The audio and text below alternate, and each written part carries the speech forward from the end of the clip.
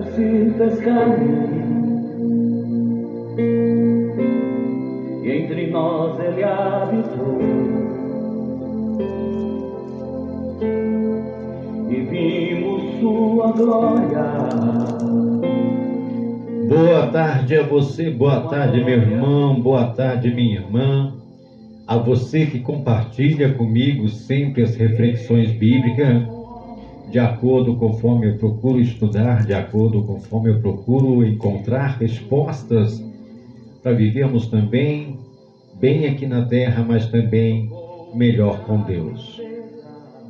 E nós estamos vivendo uma época santa, uma época especial, a qual veio a Sexta-feira Santa, e hoje nós comemoramos também o domingo de Páscoa, domingo que muitos talvez não entendam completamente qual é o significado, muitos jovens, mas eu quero, através desse estudo, poder realizar algumas revelações e entendimento, conforme Deus e o Espírito Santo me ensina através do estudo. Ele é fiel para judeus e para gentios. Eu quero dar início a esse estudo sobre o capítulo 2 do Evangelho de João, no versículo 10, que diz assim: ele disse: todos costumam pôr primeiro o bom vinho, e quando já beberam fartamente, serve o inferior. Tu, porém, guardaste o bom vinho até agora.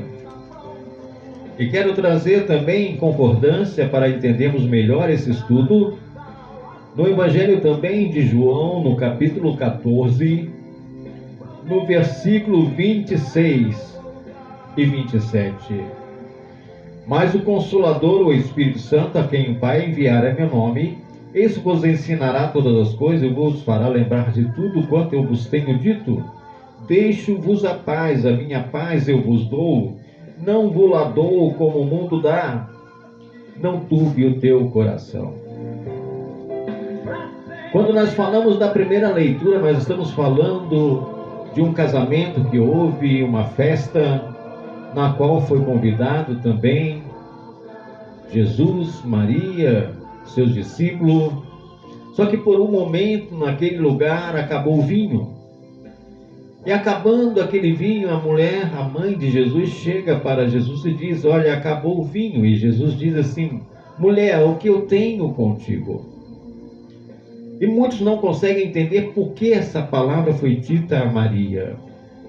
Quando ele diz: não é chegado o meu tempo, não é chegada a minha hora, você vai entender essa palavra quando você lê no capítulo 15 de João do Evangelho, que ele mesmo diz: eu sou a videira verdadeira e meu pai é o agricultor. Quando ele diz que não chegou a hora dele, estava falando dele mesmo. Quando ele diz para aquelas pessoas que peguem uma vasilha e encham de água e leva para o mestre, e quando o mestre pega aquela vasilha, aquela água tinha transformado em vinho. E muitas das vezes entendem que o vinho aqui, biblicamente, está falando somente do vinho que é produzido aqui na terra. Mas ele usa muitas das vezes parábolas e partes figurativas para que possamos entender os mistérios de Deus. Aqui no Salmo 104, no versículo,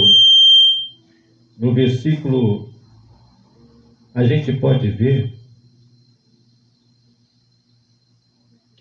que Jesus está falando da alma. Ele está falando da alegria. É por isso que eu li a passagem quando ele disse: não vos dou a paz como o mundo dá, mas eu vos dou uma paz que venha do alto, uma paz que venha do céu. Quando aquele homem pergunta, mas geralmente numa festividade se costuma dar o melhor vinho primeiramente, e depois, então, das pessoas saciadas, oferece o vinho inferior. O que ele está querendo dizer com isso? E quando ele fala que vos dou a paz, não como o mundo dá a paz, são a forma que nós hoje procuramos na terra, formas de encontrar paz diante de tantas lutas, diante de tantas dificuldades, diante de tanto aborrecimento, principalmente nessa época de pandemia a qual nós estamos vivendo. São momentos de angústia, são momentos de perdas, são momentos de tristeza, são momentos de isolamento, de afastamento das pessoas que nós queremos bem. Então, perdemos essa paz e procuramos formas de alcançar alguma alegria através de algumas coisas materiais. Mas aquilo que é coisas materiais só podem alegrar o que é da carne. Mas nós estamos falando de algo que a dor, ela é na alma. A dor e a tristeza e a angústia, a depressão, ela atinge a alma. E é essa paz que Jesus disse que ele veio trazer. Quando ele diz que não é chegada a hora dele, porque ainda naquele tempo as pessoas ainda não poderiam ter uma comunhão direta com Deus. Ainda era a época que havia os sacerdotes e os sumos sacerdotes que teria que ser levado a algum sacrifício entregue a esses líderes. Então esses líderes se apresentavam no tabernáculo dos santos e apresentava-se a Deus, então trazia como intermédio entre Deus e o homem. Mas Deus queria uma comunhão mais profunda, como um pai quer uma comunhão não somente com o filho, mas como pai ele quer uma comunhão com todos os filhos. Independente da tua vida, um pai sempre ama o filho, independente das condições que ele vive, sendo boas ou sendo más. Mas o pai, quando ele tem um filho problemático, geralmente ele vai se preocupar mais com aquele filho problemático, porque é ele que precisa de mais atenção, de mais cuidado, porque ele está indo para uma área de risco. E quando veio Jesus, que a palavra diz que o Verbo se fez carne e habitou entre nós, está falando do próprio Deus, está falando da palavra de Deus transformada em homem. Porque no Evangelho 1 de João, o Evangelho, diz que o Verbo estava com Deus, o Verbo era Deus, e o Verbo se fez carne e habitou entre nós. Ali Jesus estava representando a própria palavra de Deus. E quando fala da palavra, fala da água, que quando Jesus lavou os pés do discípulo, ele disse que se não lavasse os pés, quando Pedro recusou e disse, mas Senhor, tu vai lavar os meus pés? Ele falou, Pedro, se eu não lavar os teus pés, tu não tem parte comigo. E esta água que é colocada na talha, simboliza a palavra de Deus. Quando você coloca a palavra de Deus na tua vida e você tem uma comunhão com Deus, uma comunhão não como a comunhão de Judas Iscariote, não uma comunhão que você tem alguns momentos, como essa época, você comemora, você descansa, você fica em casa, você deixa de comer carne, você deixa todas as coisas e comemora a Semana Santa, você comemora o domingo de Páscoa, você distribui os ovos de Páscoa, você distribui aquilo que o ritual determinado exige. Mas no decorrer dos dias, após acabar essa celebração, como será a tua vida? Porque Judas Iscariote teve um momento que ele participou até mesmo do mesmo prato que Jesus comia. Tanto que quando Jesus disse, quando perguntam a ele, quem há, Senhor, de te trair? Ele diz, aquele que comigo também toca no meu prato. Mas depois de acabar aquele momento, Judas levanta e vai fazer coisas que vai levar ele ao suicídio. Coisas que vai tirar dele a paz. Coisas que vai levar ele para o fundo do poço. atitudes. Buscando, ele foi procurar ter paz em 30 moedas de prata. Mas aquela paz era falsa. Aquela paz só serviu para levar ele ao suicídio. E quantos de nós também procuram valores aqui da terra que nos traga alegria, que nos traga paz, independente se isso está agradando a Deus ou não?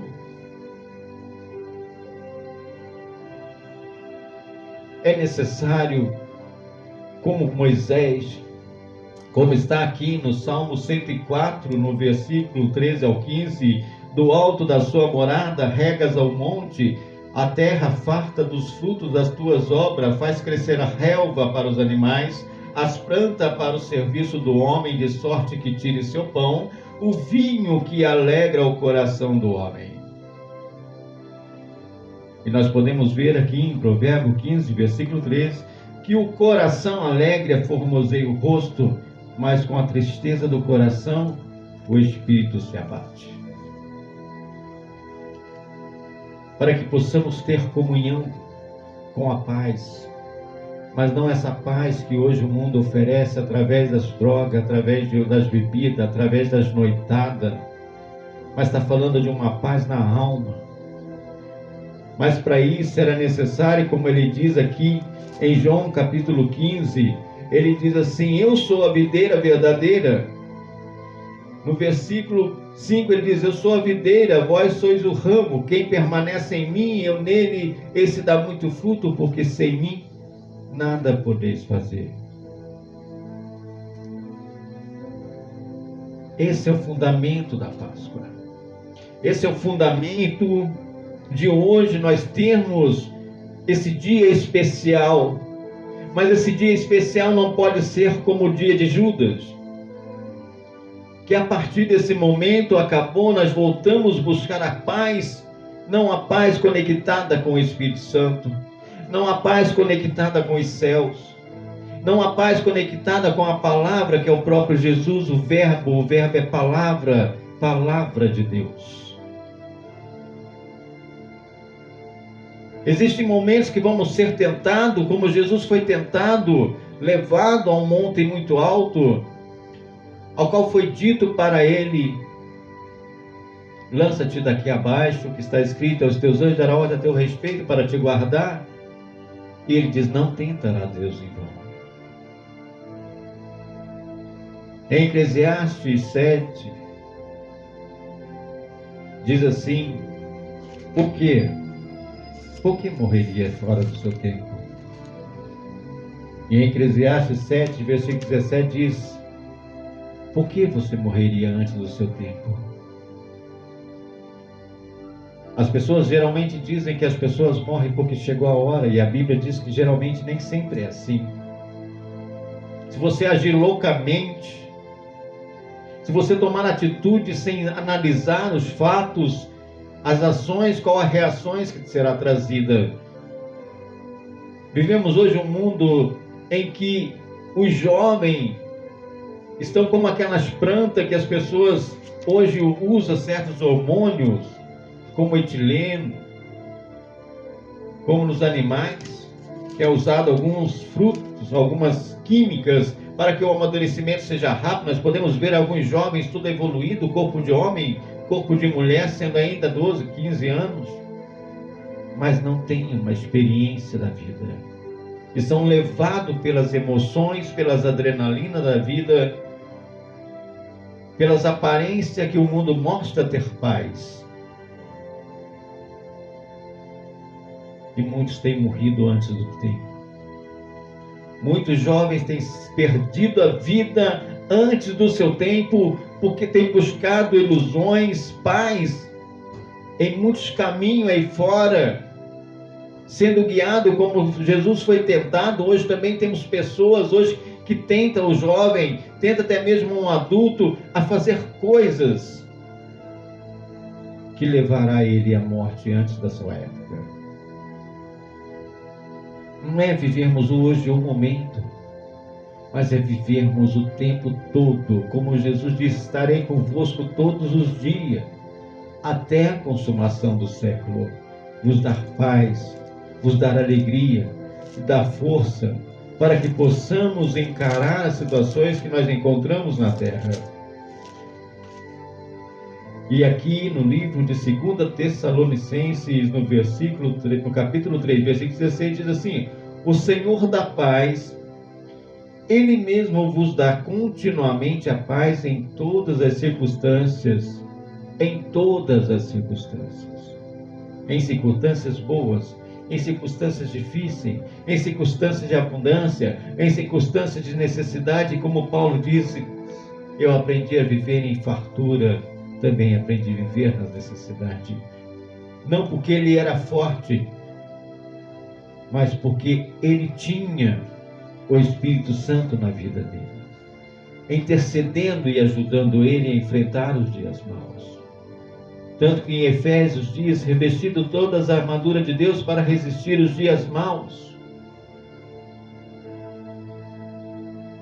E não é somente viver esse momento em que estamos vivendo e no decorrer do tempo voltamos para as atividades sem ter noção daquilo que pode trazer para a nossa vida, nos destruindo, como hoje podemos ver quantos bailes clandestinos, quantos jovens se atirando nas ilusões, buscando essa paz lá no mundo, pondo em risco a vida dele e pondo a vida dele risco de todos aqueles que vivem do lado dele. E é esse o símbolo da Páscoa. É a paz na alma. É o vinho da alegria. Alegria na alma, alegria no espírito.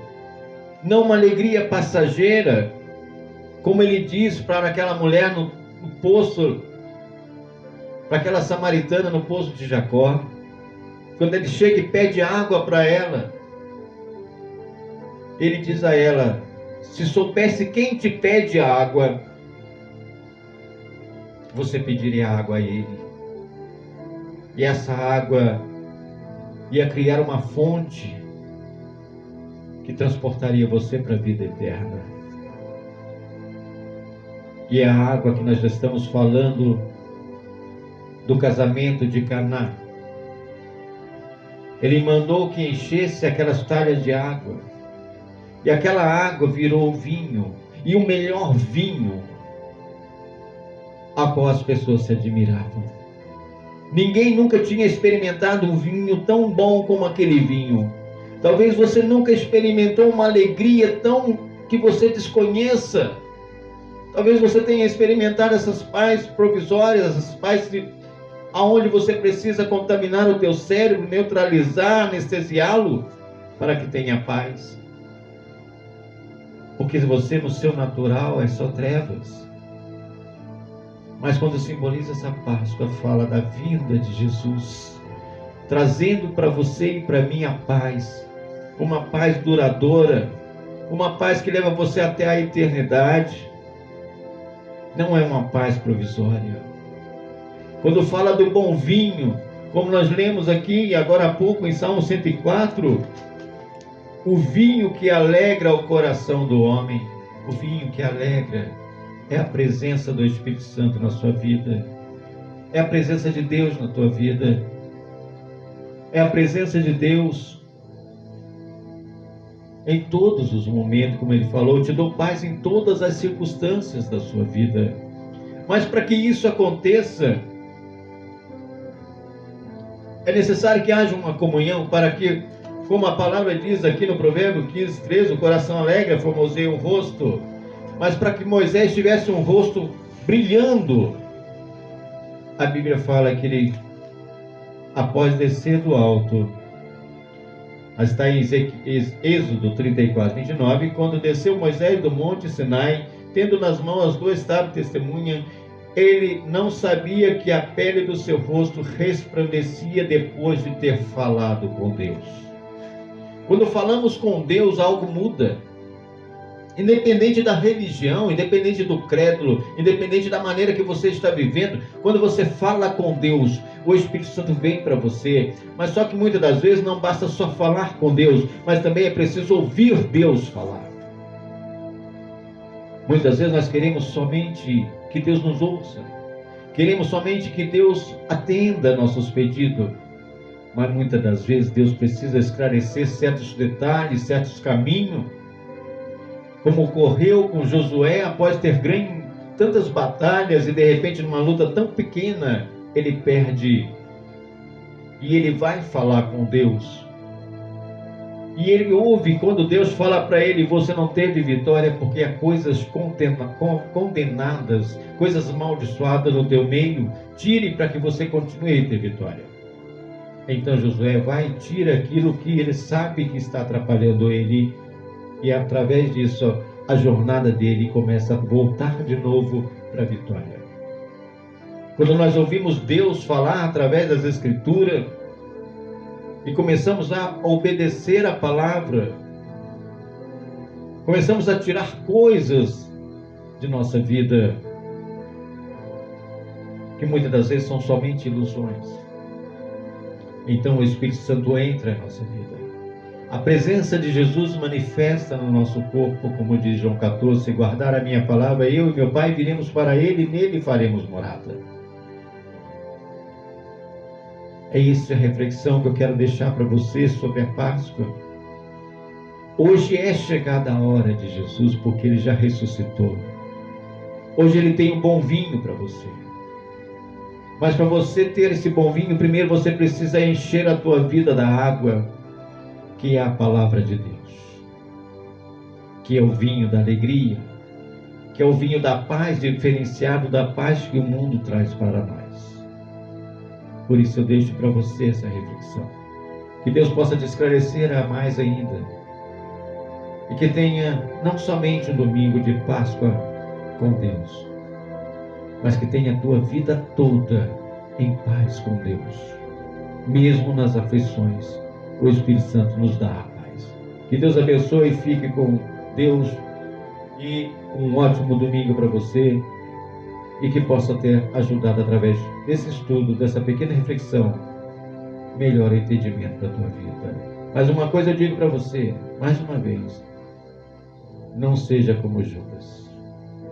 Não viva somente um momento hoje de Páscoa e no decorrer do tempo tu vire as costas para Jesus e vai fazer coisas que ilude, como iludiu as 30 moedas, iludiu os olhos de Judas e só serviu para levar a morte.